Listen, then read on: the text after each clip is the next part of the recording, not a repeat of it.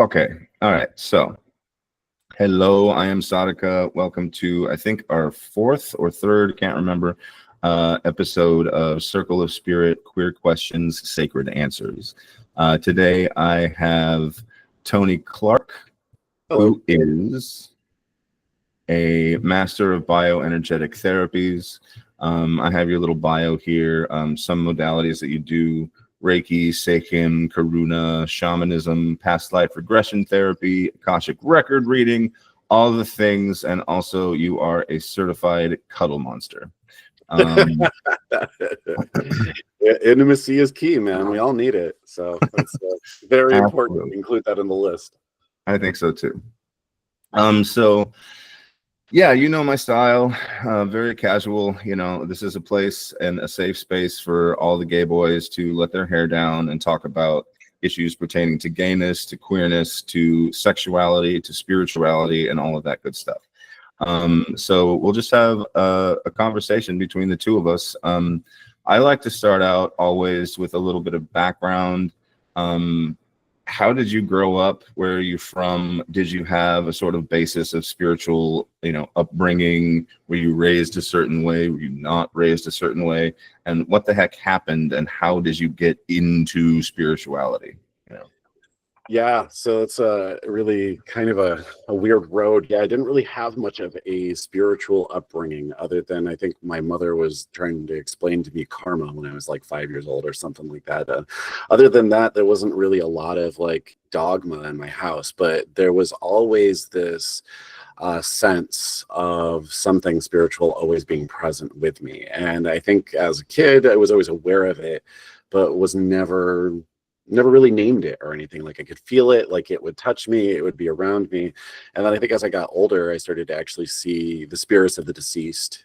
It took me a little bit to realize that that's what it was, because the awful part about it was when I saw them, I would see them as they were when they passed. So if somebody like had like blown their head out with a shotgun, like that's how they would appear to me, and I was like a 5-year-old seeing these things, and I was like, like real freaked out by it.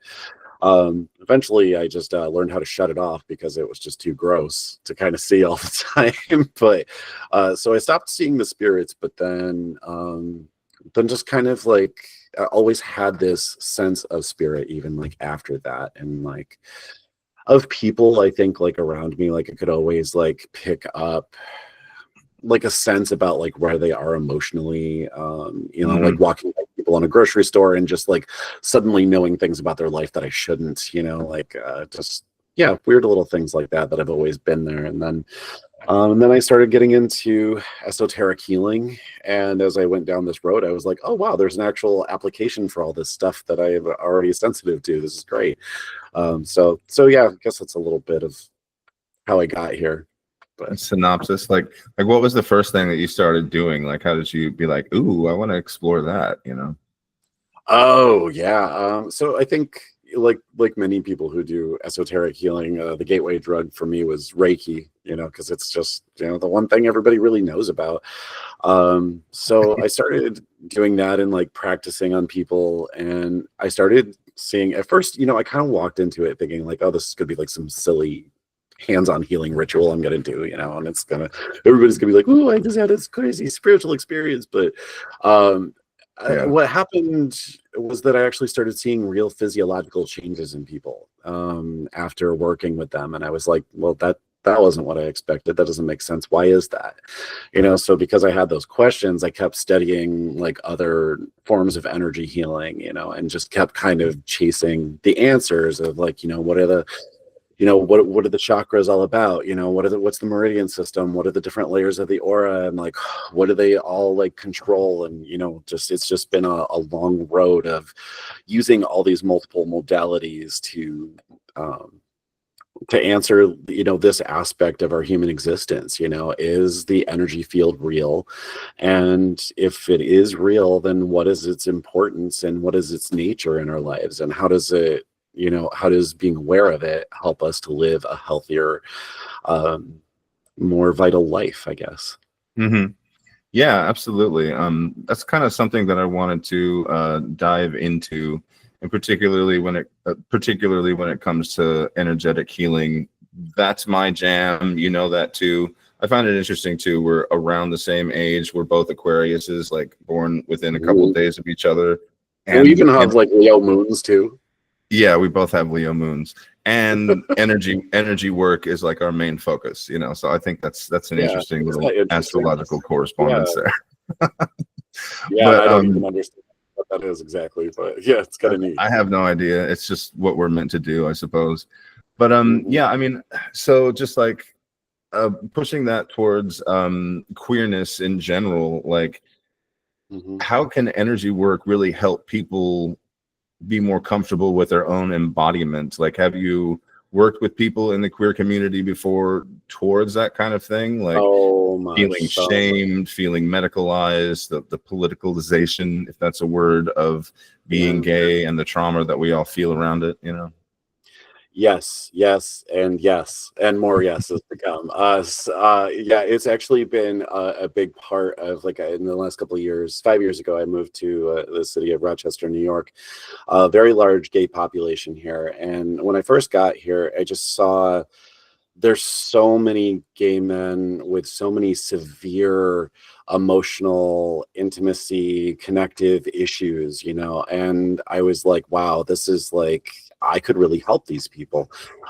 So I've been doing a lot of work around shame, internalized homophobia, you know, like we all live with like some degree of it.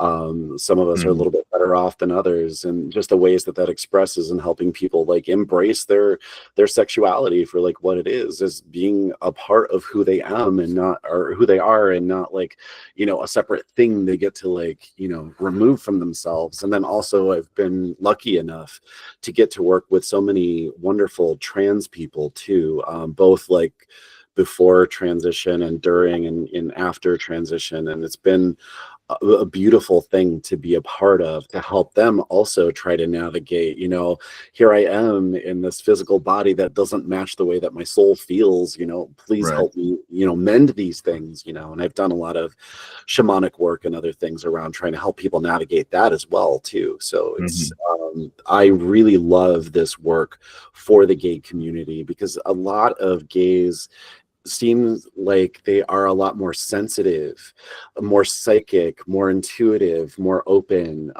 than their heterosexual counterparts.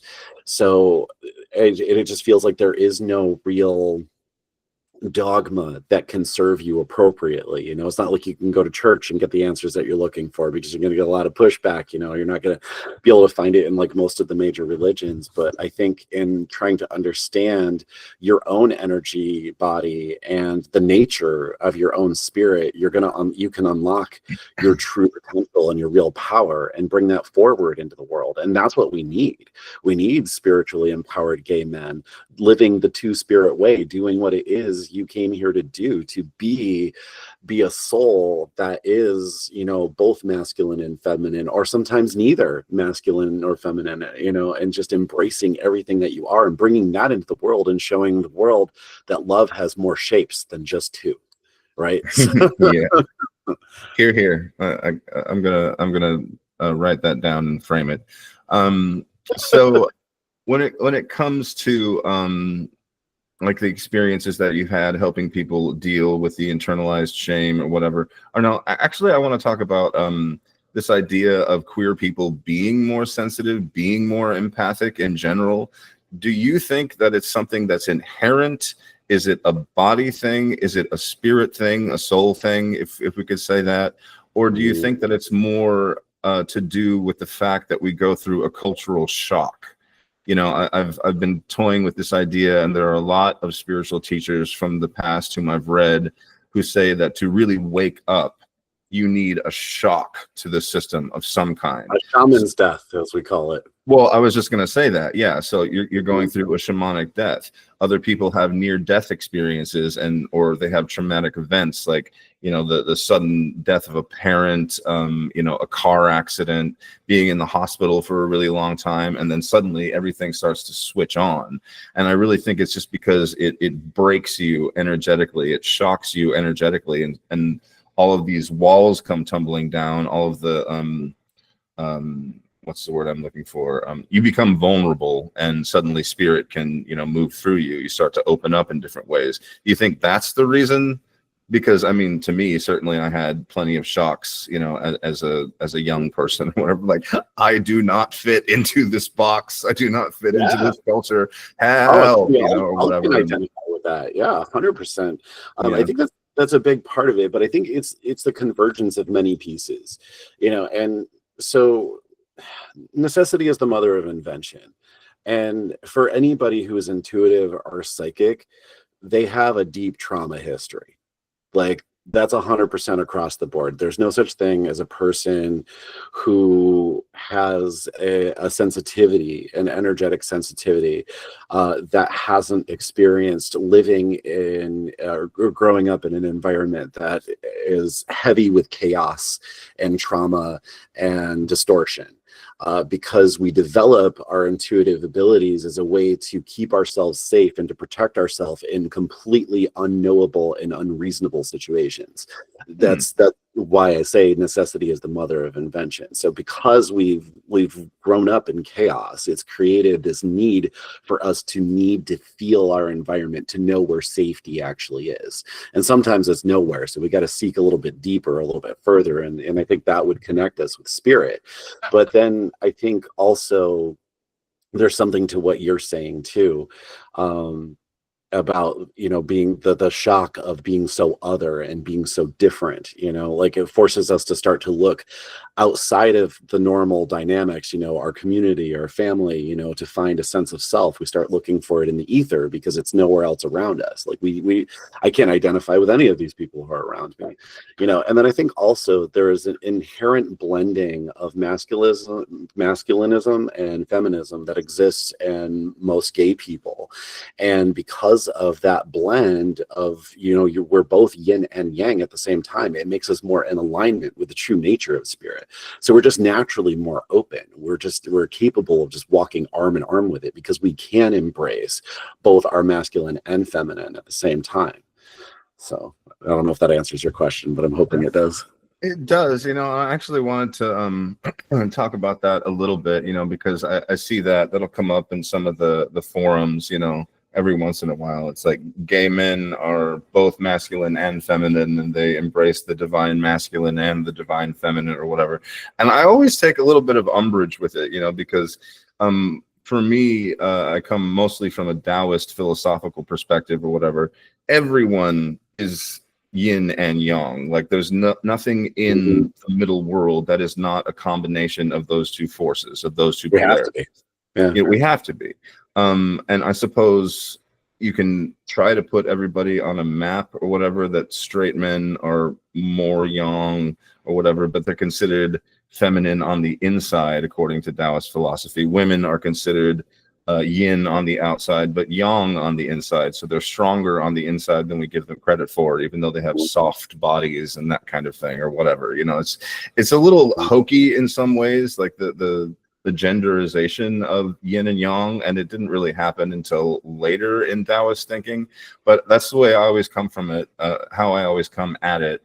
And then when people say like, oh, gay men are both of these things, I'm like, well, every man can be both of these things. Like, why is it up to us? Like, what makes our spirit actually different? Because like, I'm looking at myself, there's really nothing very feminine about me. There are plenty of people who I know who are just, very masculine, kind of, gruff guys or whatever, cis males and all that kind of stuff. It's like, what is that? I'll just let you speak on it. I know you know where I'm going. I think so. Yeah. I think that, that is a really interesting question. And I think that,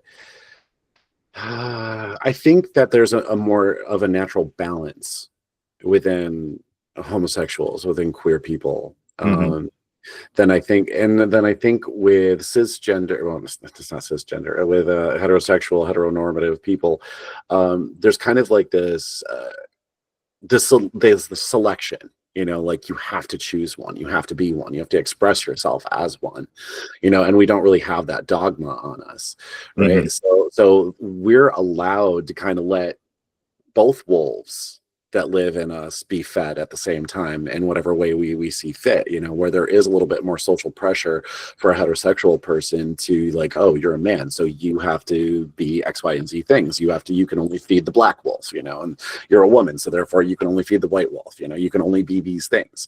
But, you know, I think a lot of these things also create a lot of what we see with, you know, more homosexuality with older men, you know, as they get older, you know, they've been married, they've had kids, you know, they've been married for like 25 years. And then all of a sudden they're like, hey, you know what, I'm gonna be gay now. You know, like, I just think like everybody has, like you're saying, that duality exists in them. Right. And it just gets to a point where it's like, why am I doing this to myself? You know, and some people can break out of that, you know, that the box that we're kind of forced into. And that's what I love about queers, and what I love especially about transgender people is we're really forcing other people to have to question that box, you know, like, and I think that's what makes people so uncomfortable with queers and with transgender people, because it's making them think about themselves in this way, like, you know, maybe I have some transgender qualities, or maybe I'm a little bit more feminine than I put on, you know. But I'm glad that we're doing that, because people need to first and foremost be themselves regardless. Like, that's the most important thing in life. Yeah, I mean, I've seen it in sort of the reverse pattern too. Like when somebody first comes out of the closet, a gay person comes out of the closet, a boy, you know, it doesn't matter, or a man, they, because of cultural, I don't know, I guess you could call them standards at this point, or just because of what the media thinks, what modern people think, they just flame out, you know, and they just think that they have to be as gay as possible, and rainbows here and feathered boas, and suddenly just be as queer. And then as they get older, they just kind of like balance back. Like, I was sort of putting that on. It was a performative queerness, you know?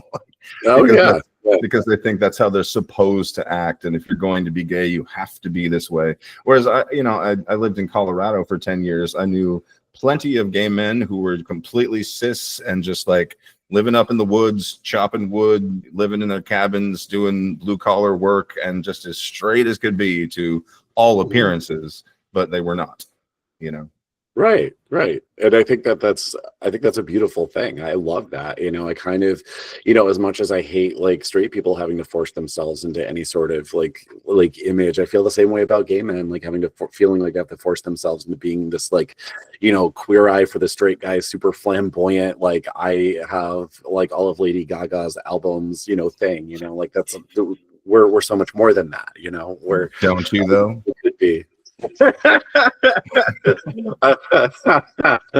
I wish. No, I was I definitely be honest. with the diva music back in the day, but no, I'm kidding. I just I do want to read a couple of the comments here, because actually people started chiming up when we were talking about masculine and feminine.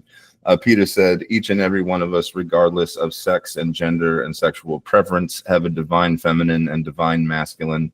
We just prioritize one over the other until we recognize this, we will be imbalanced.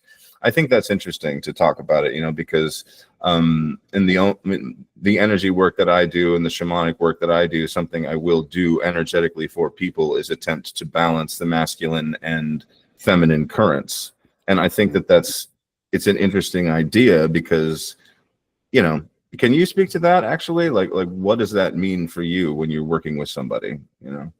Yeah, actually, it's kind of like a big part of what we do sometimes, you know, because you can have too much yang energy, you can have too much yin energy, you know, depending on like where you're at, you know, and different emotional states can be like indicators of that, you know, like if you're falling into a depression, that sounds a little bit like your yang's getting a little bit depleted, you know, at that point. So like, you know, these things need to be balanced, and sometimes the energies can be balanced within the body, because it's just like a, you know, one is too high, one's too low kind of thing. But in other instances, you kind of have to induce some yang energy from exogenously, like into the body, you know, to kind of help balance and correct that for people. But yeah, like there is an intrinsic yin and yang balance in the body. Like I always get them mixed up, but I believe it's the right side of the body is more predominantly yang and the left side of the body is more predominantly yin.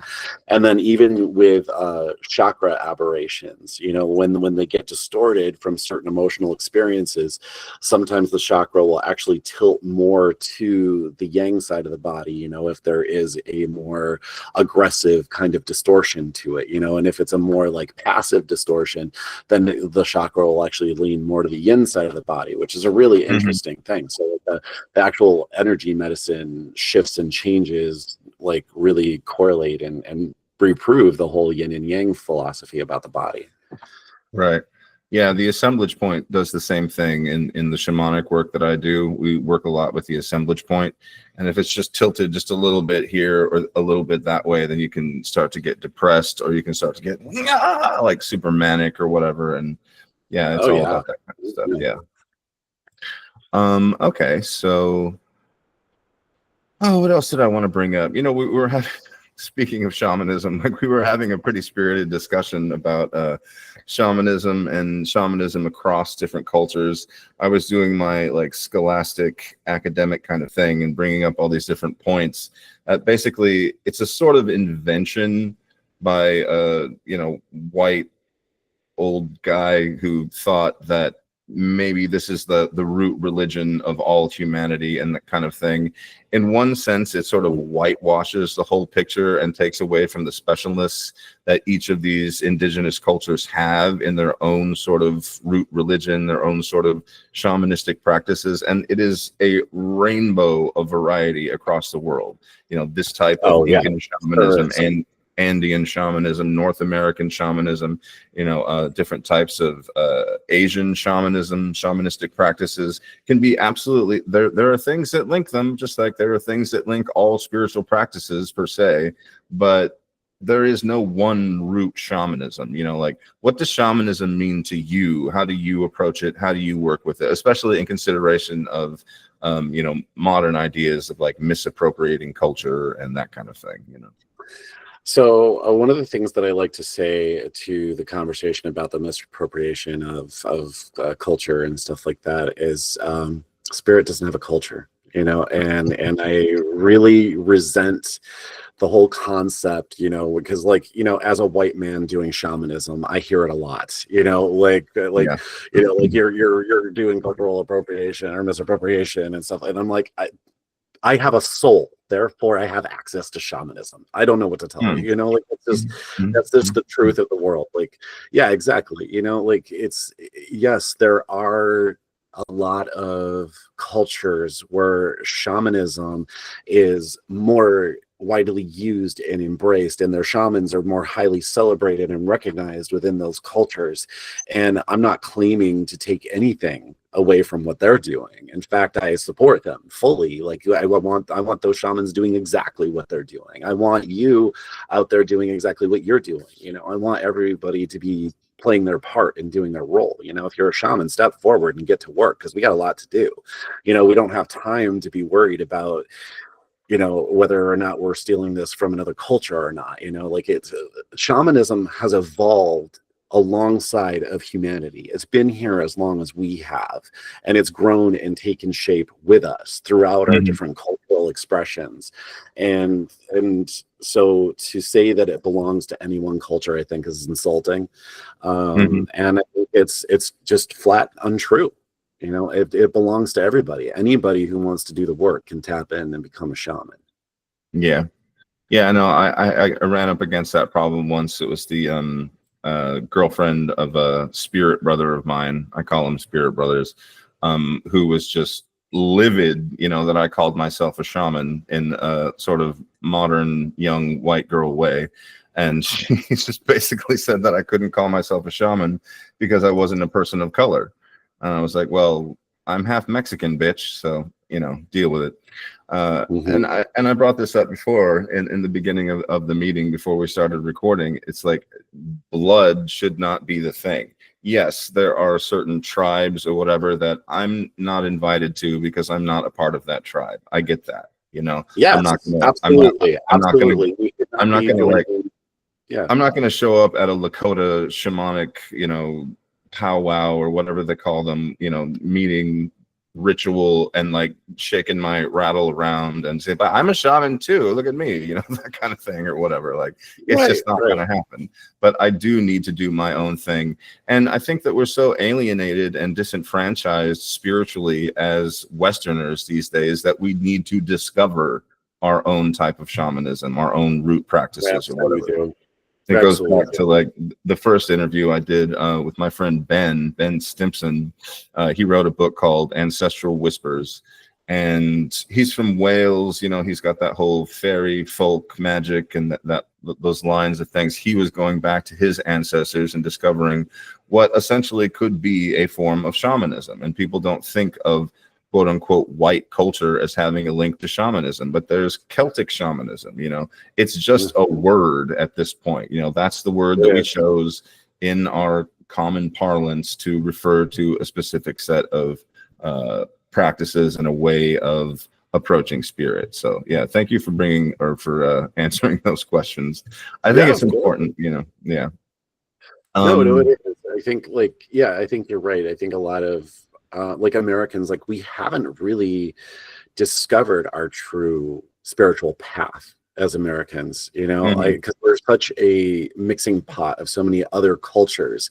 And I think there's a lot of traditions that play into each and every one of our development too, spiritually and as shamans too. Like there's a lot of techniques that I couldn't even tell you where they came from, honestly. Like it's just from practice, from walking with spirit and doing the work and just becoming familiar with it. It's really been the biggest teacher. I've taken courses and gotten certifications and all of that stuff, but none of that has mattered half as much as what spirit teaches me on a daily basis. Like that's what a shaman does. Yeah. The shaman connects with spirit and just coalesces the nature of that to other people.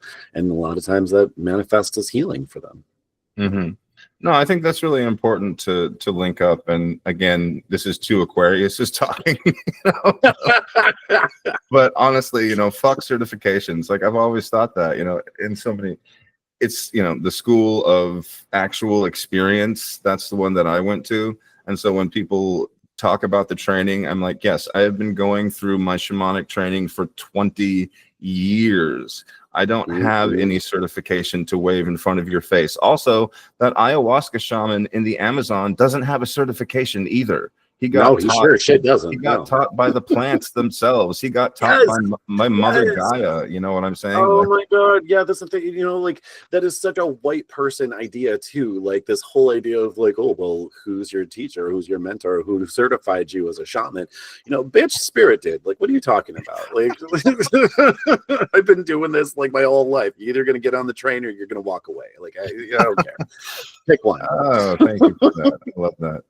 We are stewards of the healing arts. I'm seeing that phrase right now, and yeah, I like that. Is there anything that you wanted to bring up today? I know I sent you a little bit of a list of different questions and things.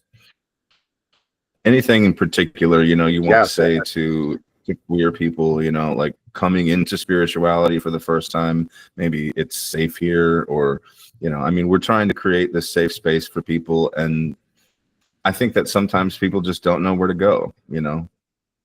We're like disenfranchised by the churches and other spiritual leaders and that kind of thing. It's like, where do we go? I think the first thing that I would say to all of you queer people walking the spiritual path is thank you. Thank you for showing up, for being here, for coming into this world, and hopefully discovering and living your purpose. I am so grateful for every one of us that's out here doing this, because the world needs it. It's hungry for it. So please don't let anybody stop you from following what your heart and what spirit are telling you to do, because there's a reason behind it, even when we don't understand it. So please walk with it, listen to it, trust it. It will not lead you wrong. So, and then if you want to talk about safe places to explore your spirituality and your queerness, there are, there's people like myself. My mentor, Dawn Stranges, she's a really great person to reach out to. Also a shaman, world-renowned traveled, studied everywhere in the world. The only person in a PhD with a PhD in energy healing. She's a fantastic human being, very supportive of the gay community. But there are little pockets out there in the world, is what I'm saying, for us to be safe, queer, and spiritual at the same time. And I would suggest to you that if you can't find a pocket, be the pocket, because the world needs more of that. Mm-hmm. Yeah, no, I love that. Thank you for all of that. Sure. There's a couple of things that I wanted to bring up.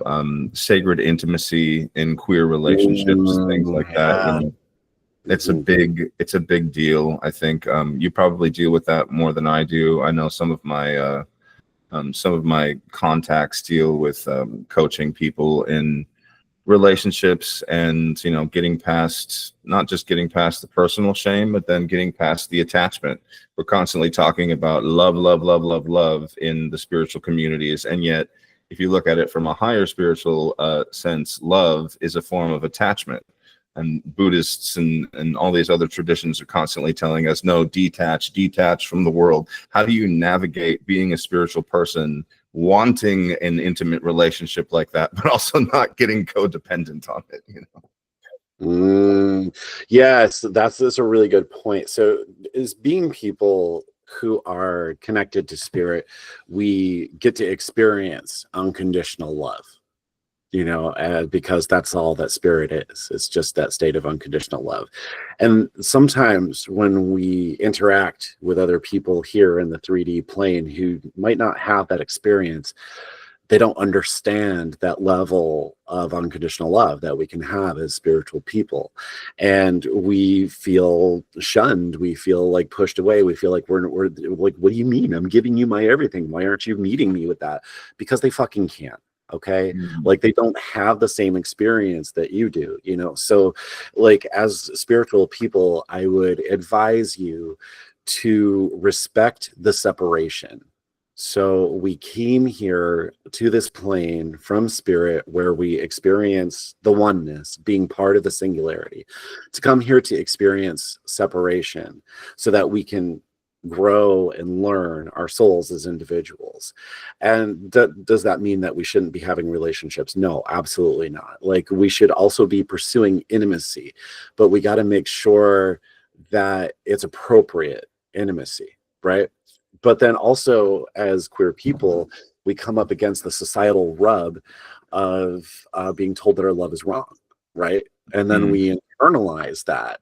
And then we ourselves end up rejecting those who love us or who are capable of loving us. You know, we'll toss aside, you know, somebody who's available to us, you know, to continue pursuing somebody who wants nothing to do with us and is completely emotionally unavailable, right? Yeah. Like this is an act of our own internalized homophobia expressing itself through us, you know, like we're not deserving of love, so we must reject love when it shows up and chase the people who don't love us, right? So so between those two opposites, I'm hoping that we can find some unity, like where we can experience a deep sense of spiritual love, but then also do it respectful that you are still your own person and I am still my own person, but we're just choosing each other in this time space to share our intimacy with, to share the warmth and the wealth that exists in our hearts with one another,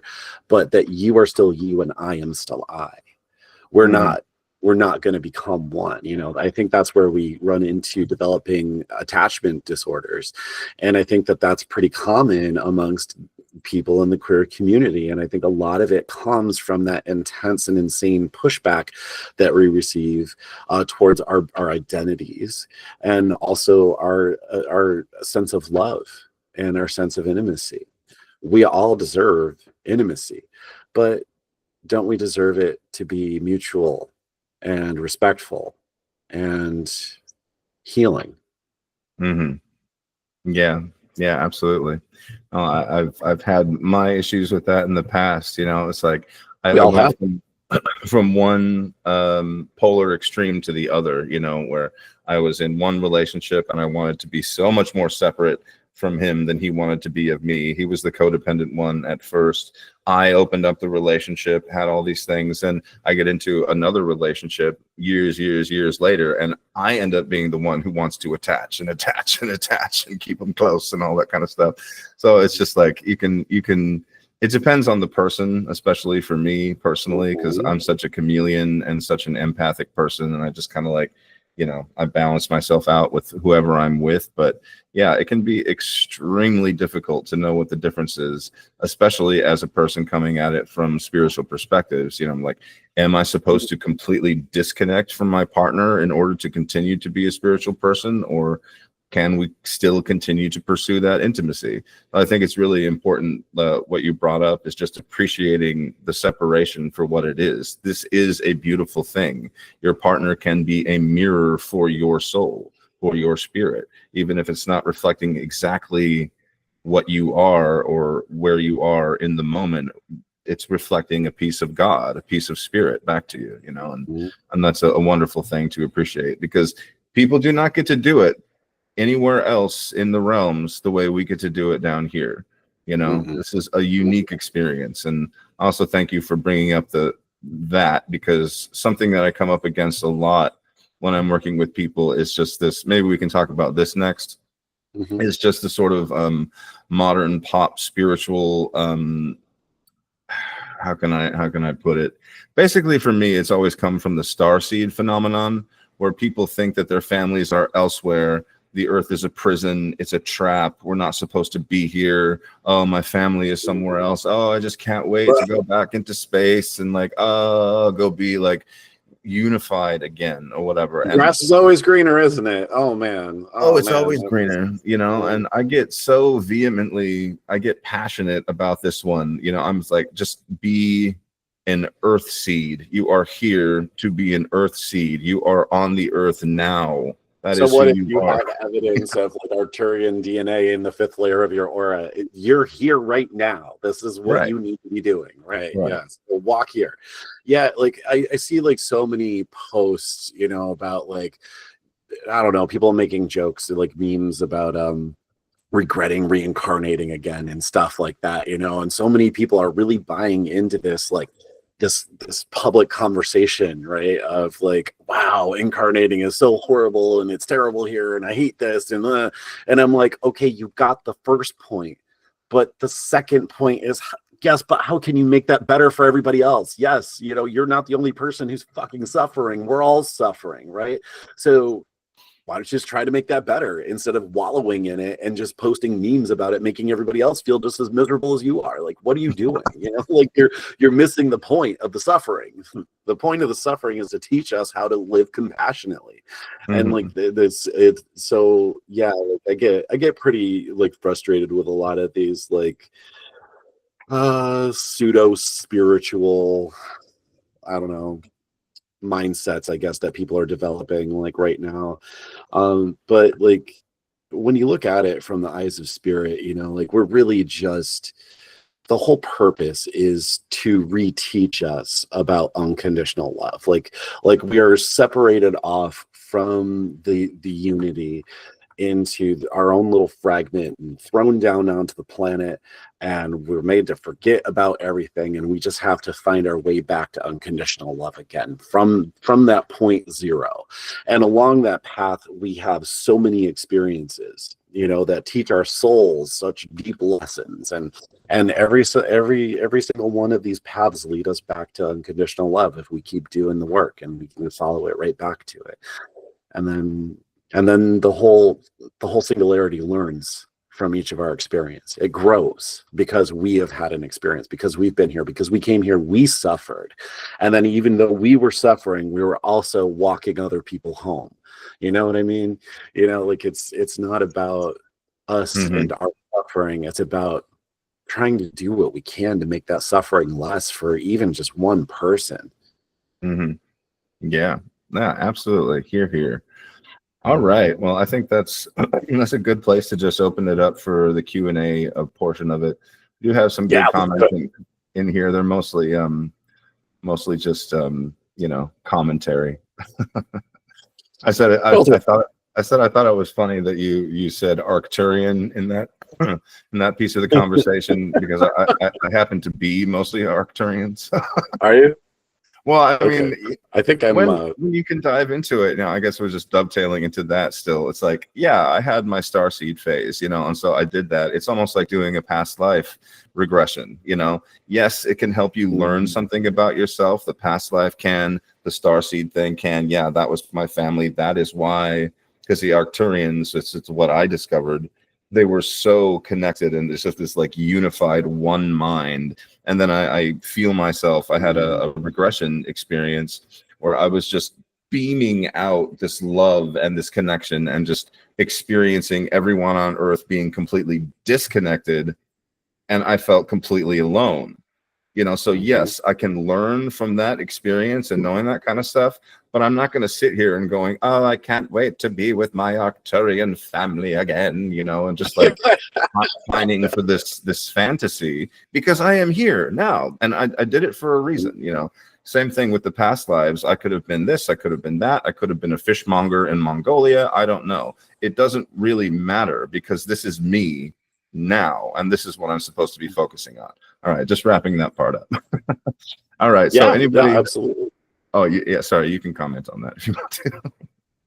No, good. We can move on to the question and answer if you want. I'm good with it. Okay, cool.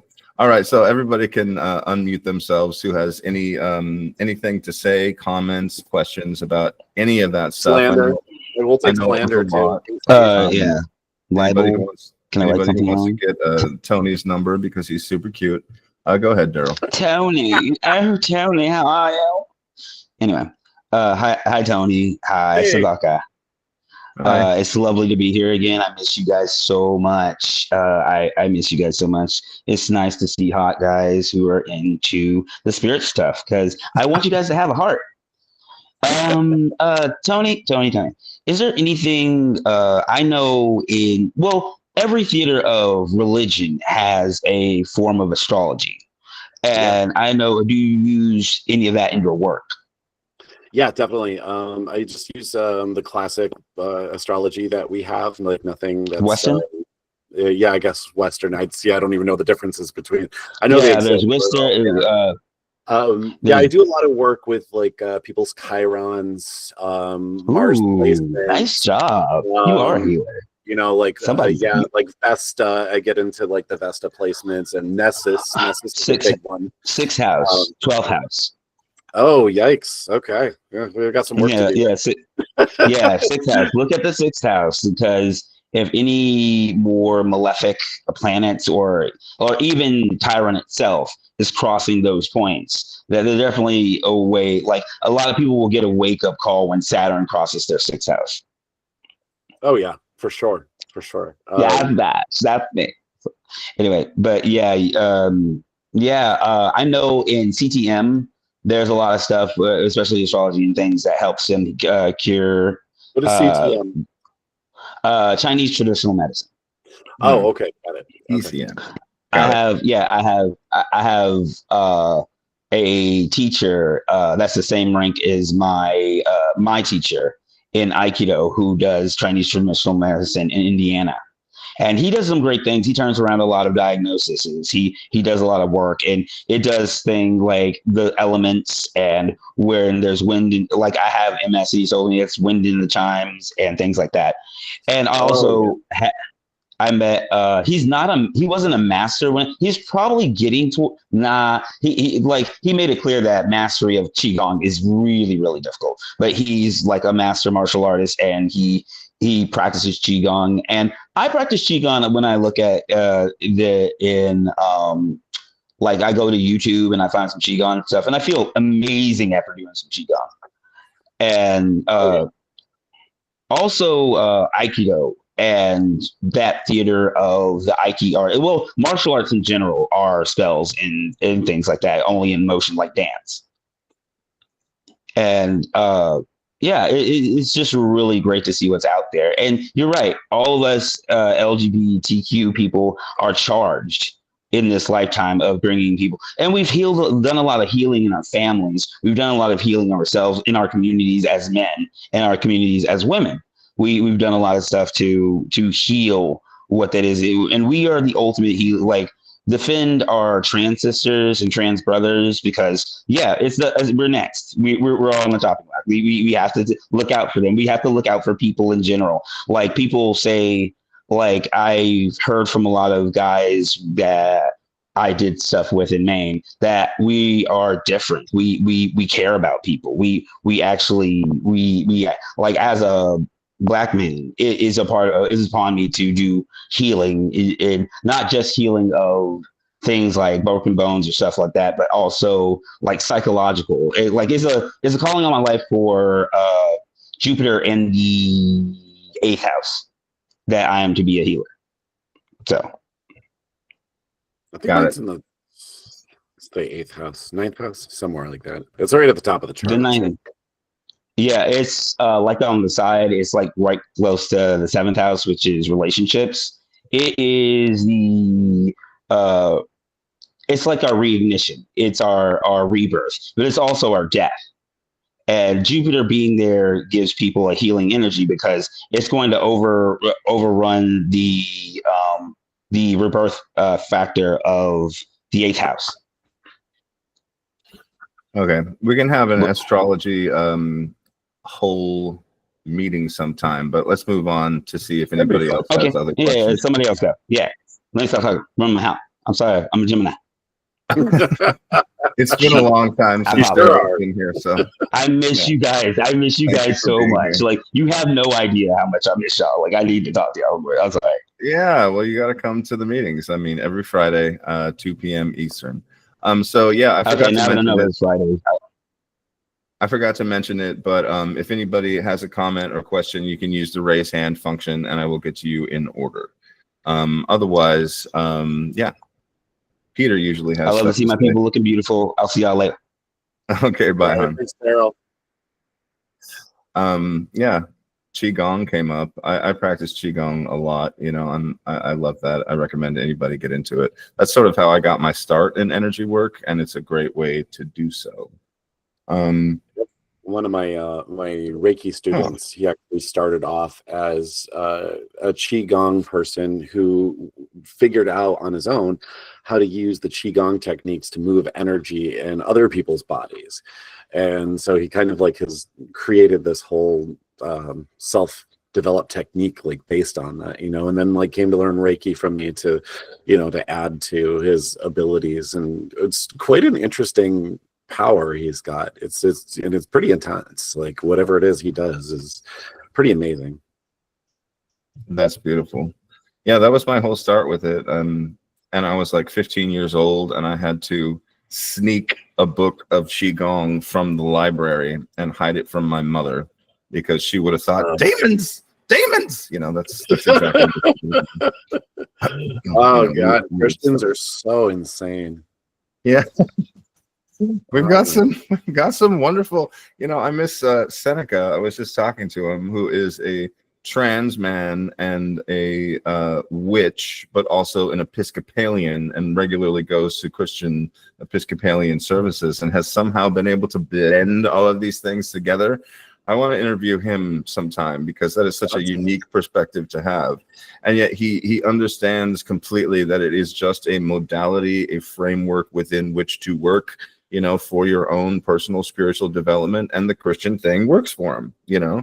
But also he's in California, where, you know, they can be Catholic or Episcopalian or Christian and have all of the queer witches come in and be completely welcome, you know, like that's an okay thing. Yeah. Like that doesn't exist in most places in this country, you know. Unless you're in a Unitarian church, pretty much anything goes there. Right. Woo, loosey goosey. David, you had your hand up. Yeah, so I'm a Reiki practitioner, and I know how transformative and powerful that modality is. But I was interested in hearing more about like past life regression. I've never had that experience before, and what your experience has been like with healing through that modality. It's been so amazing. It's such a journey. It really is, because when you're regressing somebody, you basically get to go through the story with them, which is so great, you know. And the soul knows where it acquired its wounds, right? So we kind of like, we guide the soul to go to the point in history where it acquired the wounds that are affecting the present lifetime, you know, because for all intents and purposes, they should be resolved in the space between lifetimes. Sometimes they don't. Sometimes they just, you know, so it's amazing because I've been walking with people who have been so many different things, and they've all been just really intense experiences across the board.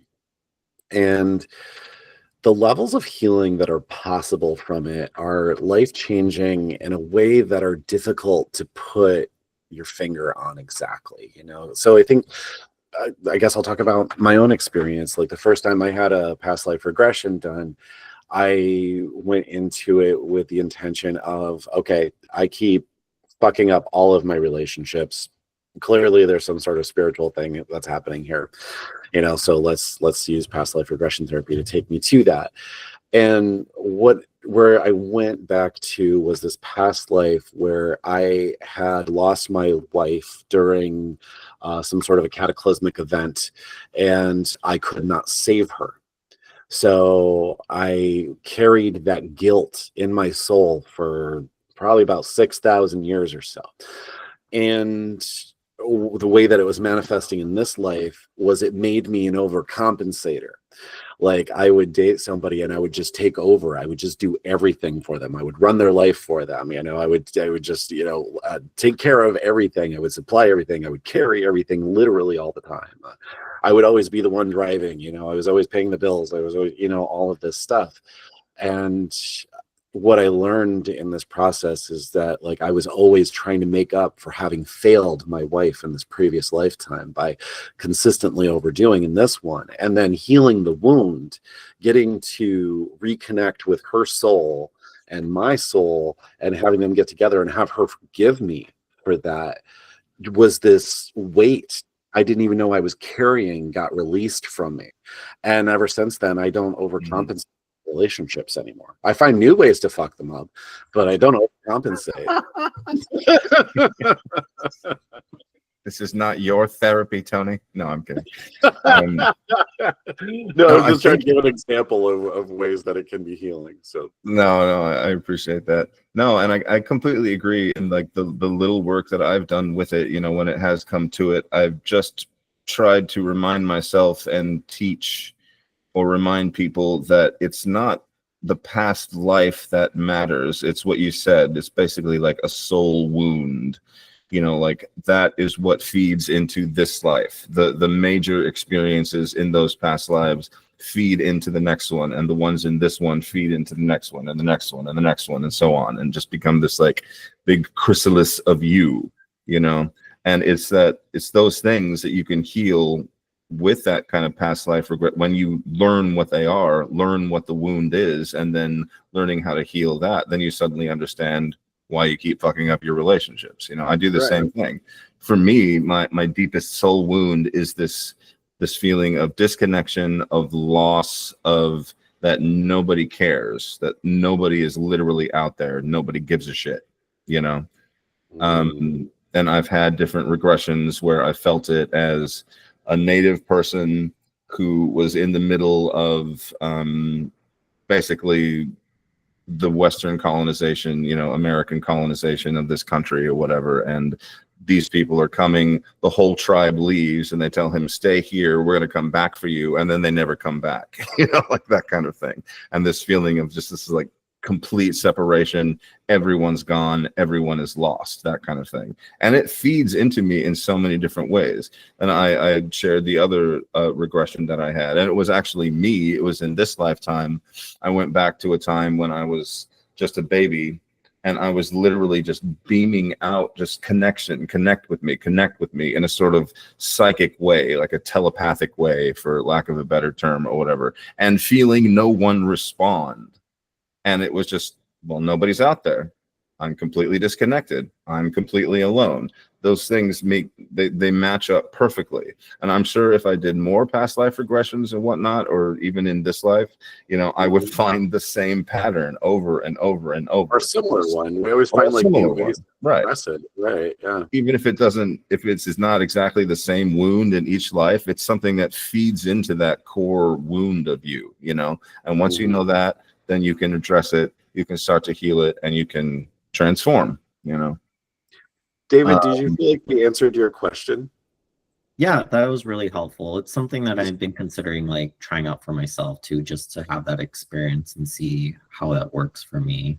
Because I do feel like Reiki works, but I think it's good to look at those past, like you mentioned, soul wounds, because those will carry you through with different lifetimes that you can't always address immediately with something like Reiki. Reiki is a little limited when it comes to things like that. It's great, it's wonderful, but it does have its limitations. And I think that if you are having a recurring pattern in your life that you can't find a logical explanation for, I would go to past life regression therapy immediately, because that's always one of those major signs, because it's like, I had a perfect upbringing. I had great loving parents, and I still keep doing these weird things, and I don't understand where it comes from.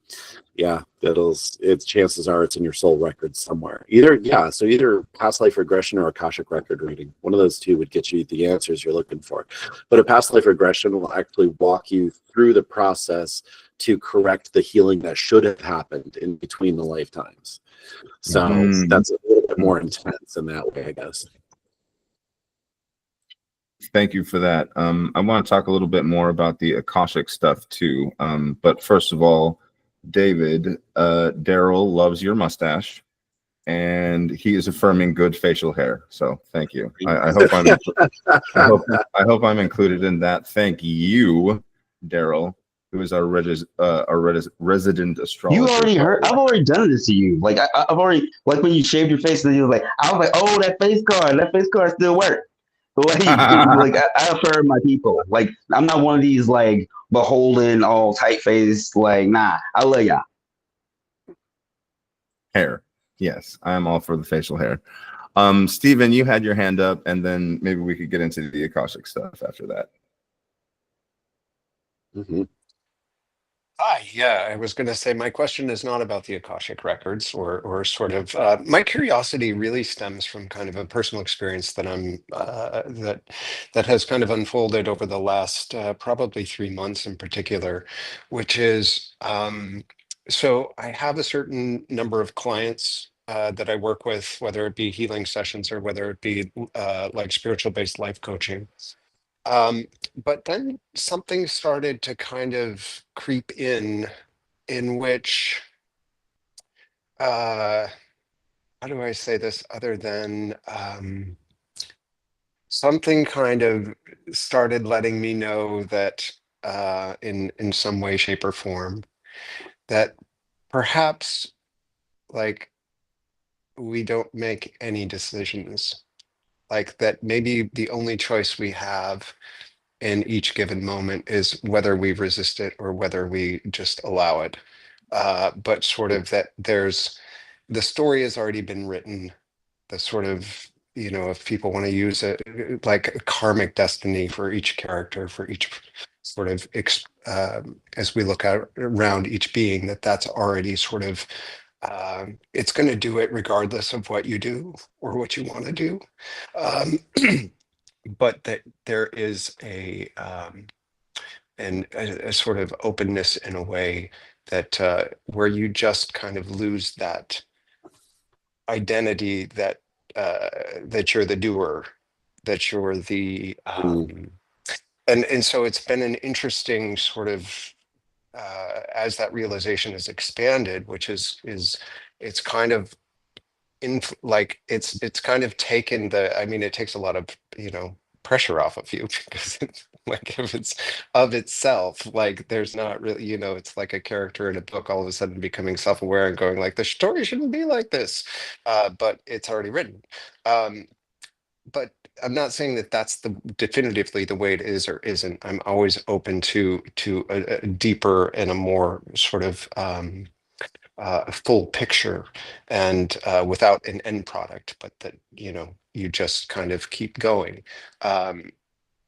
But so I've been one of the things I'm curious about is have you guys in any way, shape, or form that, like Tony, um, has that been something like over your years of teaching, um, and healing and coaching, and has that been something that has kind of turned your healing practices, or shifted them into sort of a new direction? Because, you know, a lot of my work was about getting people in a certain sense out of suffering back to sort of remembering, sort of the silence within them, um, and to kind of remember to place our attention and our awareness into that, because that dimension of our being is vital, but it's easily overlooked. And now this sort of new thing has come up, which is or this remembrance of some sort. And it's kind of, you know, the adjustment period was a little kind of, ooh, like, now what does this teaching mean? Like, aside from it's not like, it just feels like I'm sort of playing out my destiny in any current moment, as opposed to like, ooh, I'm helping, I'm doing the thing. Like there's no I in that, right? There's no Hmm. in Yeah, one, there is and there there's no isn't. me in that. There, you know, and I like that because I think that allows us to stay humble and kind of like, you know, remove the self from it, because as practitioners we can't take responsibility for the outcome of the people that we work with. It's just, you know, it's not good for us to do. It's not healthy. It's not right. So I guess it's good for like creating that space, but at the same time, like we always do have a choice. You know, like we're given free will, and but I think the choice is exactly like you said. It's, you know, we choose to resist it or to allow it. You know, and I think other than that, as long as we continue allowing, the river's already flowing and we're already in it, right? You know, so I think that there's a lot to be said about this new messaging that you're receiving about, you know, that we are just all victims of a certain flow or a certain destiny. And I guess maybe victims is a bad word, but, you know, like we're all swept up in this thing together. But yeah, I think our lives are much easier when we allow ourselves to be a part of the flow of destiny. And whenever we experience a lot of the hardship in life, you know, I think that's when we're forcing against the current. We're trying to row upstream at those points, you know, and that's our reminder of like, okay, wait, why is life getting so hard again? Oh, I'm fighting again. I need to go with, I need to be a part of, I need to rejoin, I need to remember to be a part of this. So yeah, I think that that's something that I keep an open mind about in terms of like the work that I do with people. You know, sometimes it just kind of feels like it's just another part of the process, you know, like, okay, this is Mhm. just the next step of the process. But it sounds to me like you've been upgraded. Like spirit tapped you and is like, That's what you're I was gonna upgraded. say as well, honestly. You Yeah, because what's interesting is part of it is, the weird thing is what I was, you know, like, how do I put this?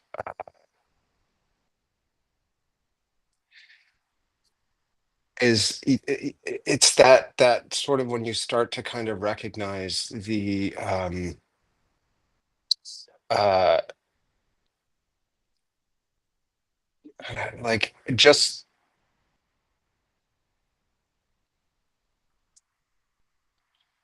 that there's something other, you know, that we run around thinking like, oh, I made that decision, I did that, oh, yeah. you know, I've been worried about, am I going to invest in this thing, or am I going to take this trip, or am I going to do all of this? And there was just this kind of simple moment of realization where it was like, you think you make the decisions, but you don't. Something else is making the decisions. You're Mhm. just like, you're just having some sort of awareness of all of this, but like, if I'm fighting against it, and a lot of it has to do with just the dropping away of identification with any sort of box, right? So even homosexuality, like even it's even hit into some of those areas too of like, but that's just an identity that I'm currently focused on. Doesn't Is it mean an that that's, identity? Is that an you know, identity? but well, I mean, for a lot of people, yeah, they identify themselves as one thing or the other, and I did for a long time too. I identified as Mm. just gay, but you know, so it's weird because I'm at this sort of duality of uh in which it's not either or, but it's both, right? It's that we are each these unique expressions of the divine, but yet there's also underneath it's all the same. And so it's almost like my mind opened up, or the heart opened up more to receiving just that idea that like it's never either or. Like if we're talking about truth, it's this and that, like that Mhm. those things arise out of what we sort of the ground of our being. That's And always been my phrase, like as a spiritual practitioner. It's never either or, it's always both and, you know. Mhm. yeah, and Sure is. conceptually, I had that for a while, but experientially, it's like it's a different thing because you just start to see everything that like that it's you can't judge anything, right? Like it's It's not almost like the useful.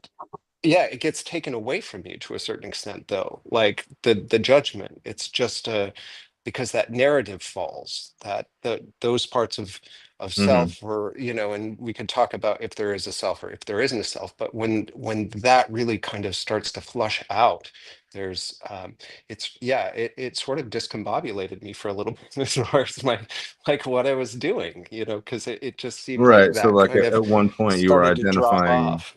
you were Yeah. identifying, like you were talking about identity, you were identifying as a healer, somebody who could help these people and do this and do Yeah. that and do this and do that. Then all of a sudden you have the experience like, well, maybe I'm not supposed to do that. Maybe there's nothing that can be done because we're all going down this particular flow. I like the metaphor that Tony was bringing up, that it is basically a river that we're all in. And all I was going to Yeah. say during that part is you cannot change the river, but you can change the course of the river. You can alter it to flow this way. You can alter it to flow this way. And in all of the research and the experience that I've had, there are certain types of karma, just to get back to your original point, there are certain types of karma that you can help people to bring up and move past and heal. There are also certain types of karma that people are absolutely here to experience, even if it does mean suffering, even if it does mean going through hardship and disconnection and trauma. And that's usually the type of stuff that you can't heal, or maybe you're not the one to do it. And so just having that realization and suddenly coming back goes back to also what Tony was saying. I think it's a level up for you. You're starting to realize this grander picture of yourself, and it's not necessarily just lack of identity or lack of identifying with a particular aspect of who you are and what you do. It's also opening up to expand and to include these other things that, you know what, maybe I'm not the right person to help you with this problem. Maybe I don't have the ability to do it. Maybe it's not my spiritual place to do so. That's all I'm going to say with all of that. Yeah, for sure. Yeah. Did you have But anything yeah, else thank to you. add? No. It was just that. It's just I was just curious if like if anybody else that has sort of some practices have run into things where kind of a deeper realization or another depth sort of being opened up, if that's evolved a bit, some of your teaching modalities or even the orientation of your teaching. So I think whenever something like what you're going through, where like spirit just kind of drops in a new line of thinking or like a new program for you, I just say let the world surprise you. Like start running Yeah. from that program and just take it for what it is, So like if this is the new model that spirit's given you, just say like, okay, this is the model that I'm working with today, and approach your sessions that day with that. Approach not only your sessions, but approach your personal interactions and just see what happens, And I think you'll be pleasantly surprised by what you receive from those Yeah. interactions. Yeah. Absolutely. Thank you. I second Sure. that. Peter, you dropped off for a little while, but you're back. You had your hand up before. Did you want to bring something up? Oh yeah, sorry, I got disconnected from the Wi-Fi. Yeah, I think my question was if any of you guys, let me see, what was my question earlier? Oh yeah, if any of you guys are doing shadow work around cis male privilege or any white privilege or black privilege or Asian privilege, like that's what I'm working on right now and reframing that so that I have neutrality, so that when I am in session, like right now, like I think like right now I had what is it? A day ago, I had a client and she wanted to do some visualizations, and then just energetically tuning in, I gauged what we were really going to be working on, and it's really that white privilege. So I would have I just reframed some white privilege of, like, you know, I was intolerable of white privilege and systemic power. I wonder if anyone is like going through that and reframing those indoctrinations, because each group has different privilege. Wouldn't you say? Each group, Asian privilege, there is Asian privilege because we are privileged in academic. So I think there's white privilege, but I think for me as a facilitator or a health coach, to be objective and also understanding the disadvantages and advantages of certain groups. So that's what I'm doing. I wonder if anyone is doing that, and what's the scope that you have around that. I think. Sorry if it's loaded. No, it's okay. I think that I try to take everything from a place of there is no us and them. You know, so like hearing all these breakdowns and these conceptualizations of, like, you know, that privilege, that privilege, it just seems irrelevant. You know, like, and I know that it's not, and I know that it's, like, you know, socially wrong to say things like that, but I think that when I'm working with people, I want to break them outside of that stuff. I want to break them down to the core essence of what exists in their heart. That's what I want to know about that person. I want to know where that person is, where they're buried inside of you, and I want that person to come to the surface, right? Because, like, when that person, like, fully emerges into someone's skin, all of these privileges and these differences and these us and they and them and all of this stuff, like, it goes away, it vaporizes, because we just get to be humans having an experience, you know. And I think that's the best that we could hope for each other, is to just be humans having an experience, and just say, like, you are your human, Peter Thunder, you are your human having your human experience, and that's beautiful. Exactly what it is beautiful, right? Yeah, and also it just, I think it comes back to ourselves and knowing that each and every group has advantages and disadvantages, and I think it goes back to performative identity and conditional thinking and systemic power. But when we really break free of that, we really have personal power within ourselves, agency and authenticity and sovereignty. Yeah. Sovereignty, yes, absolutely. And I think we need more of that. I think we need to embrace our own personal sovereignty and not like kowtow to these kind of I don't know, these minimizing languages that are victimizing us and, like, keeping us in this constricted idea of who we need to be. You know, this is why I don't like the idea of people, like, I think I called somebody out on it earlier for saying, like, gay was their identity. I was like, is that your identity? Is that really? No, that's an expression of your identity. Your gayness is an expression of you. You know, that's not who you are. That's not telling me anything about what's the nature of your heart or what makes you happy or what brings you joy in this world. You know, that doesn't tell me any of those things. like if we're going to bring you satisfaction and joy from this life, we need to know what those needs are, and what are you hungry for. That's a question that I actually ask a lot of my clients when I'm working with them, is like, what is the wound hungry for? What are you hungry for? What is this voice you're hearing in your head? What is it hungry for? Like it could be like, oh well, like it's hungry for sex. I'm like, is it hungry for sex? No, it's hungry for intimacy. It's hungry for connection. It's hungry to be seen. These, we get lost in these things. Yeah. So yeah, thank you for shining a light on that. And also, I think for me, being, I think, on my own a lot and reparenting myself and also grandfathering myself and parenting myself, and you know, there's a hunger of sustenance, and sometimes I see the sustenance and within myself, and then when the world doesn't match that, I have to audit myself, and then create those tools for myself to see myself in this world.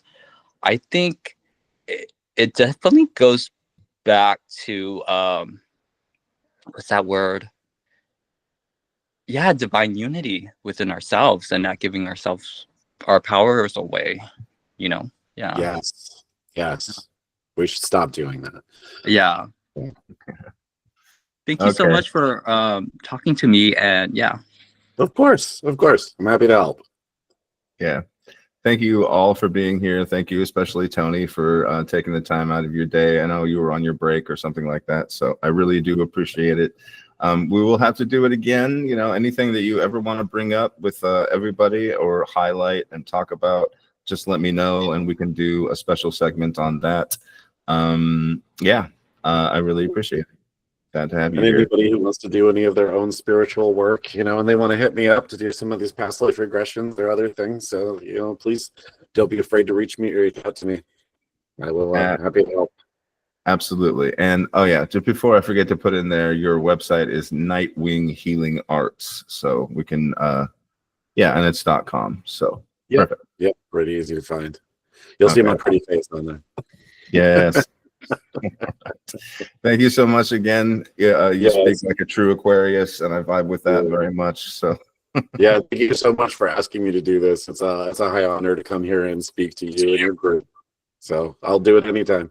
Absolutely. All right. I will see you guys next time. All right. Good night, guys. Thank you. Bye.